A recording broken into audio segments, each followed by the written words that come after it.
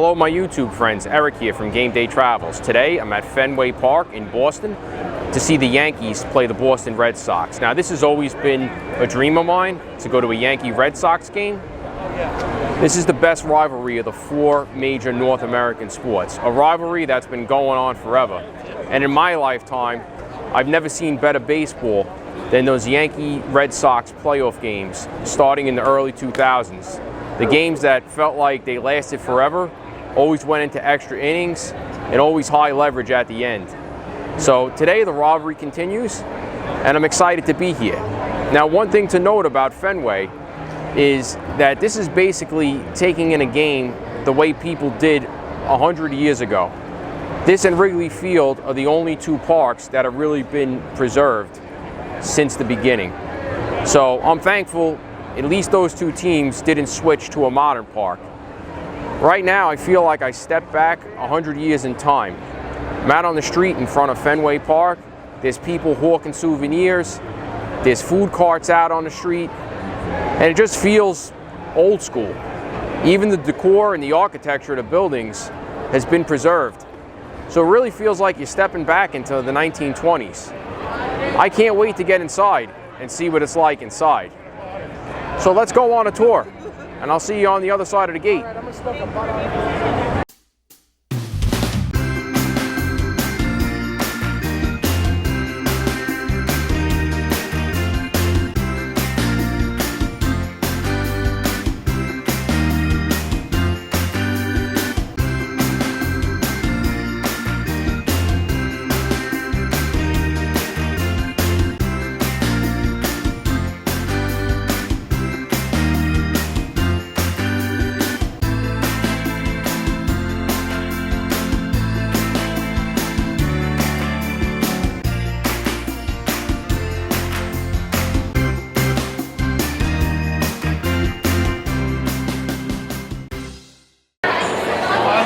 So this is the home plate pavilion, and as you can see, there's plenty of variety here. There's a lot of different food, typical ballpark fare and some local favorites. You could also see the hallways are kind of cavernous and really congested. It's actually a little frustrating to try to move around this place, but it is a Saturday and they're playing the Yankees, so that is to be expected. Let me try to walk around some more and see what else we have here.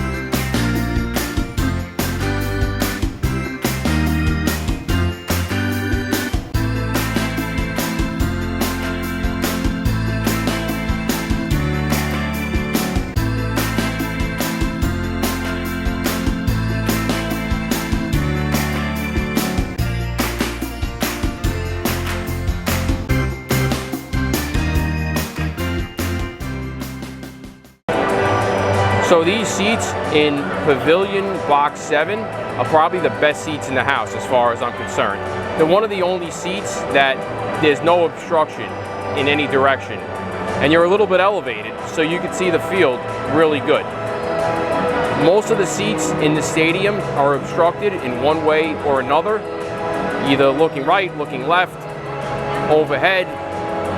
There's really not a lot of great sight lines here, but these seats here, they were expensive. They were $280, but supply and demand is not a lot of really great seats here, and I don't know how many times I'm going to get to go to a Yankee Red Sox game.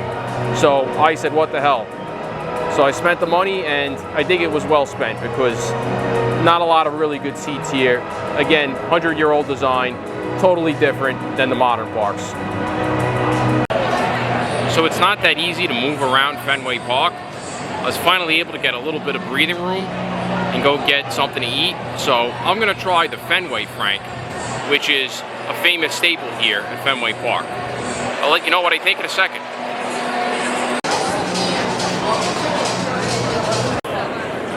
So the Fenway Frank wasn't bad. Nothing really special. And they didn't even give you any packaging with it. So it was all right. Now I'm gonna go back to my seat.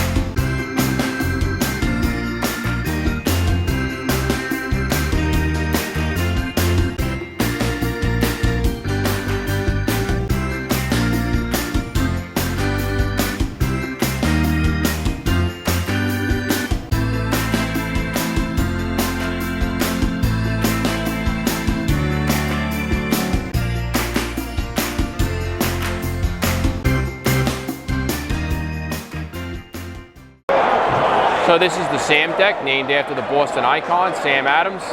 Similar to a lot of other stadiums, it's the wide open center field pavilion. And it's not a bad place to hang with a group. You just got to make sure you get a table. You're going to have to get here early and hang on to that table, because it's not a lot of space out here and a lot of people. So make sure you get here early if you want to hang out here. So now to wrap things up, my final thoughts from Fenway Park. I think it's a mixed bag of a review, both some good and some bad. The good thing about this place is that there's only two historical parks left in the major leagues, this and Wrigley Field. So we need to enjoy them for what they are, because they won't be here forever. Now, it's a different experience than most of the other parks in the major leagues from the second you walk in throughout your time here. It's really a great vibe though. The Red Sox have a really good fan base. They're very, very passionate about it.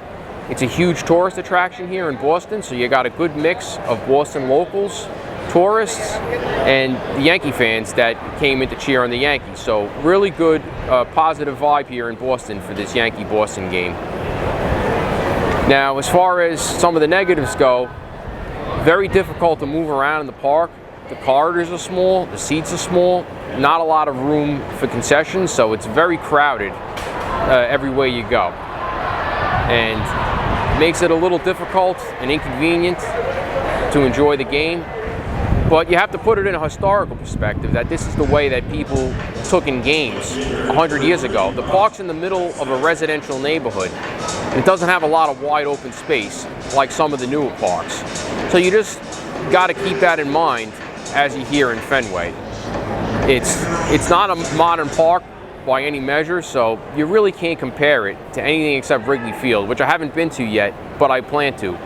at some point in the near future. So we'll see how they measure up, how they compare to each other. It's unfair to really compare this to any of the other parks that were built, in modern times. Most of the ballparks now in the major leagues have been built since, 1990 or on.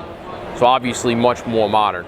So I'm going to be reviewing all the parks in the major leagues over the next couple of seasons. This is my last ballpark visit for the 2025 season. So I enjoyed doing it here with everybody.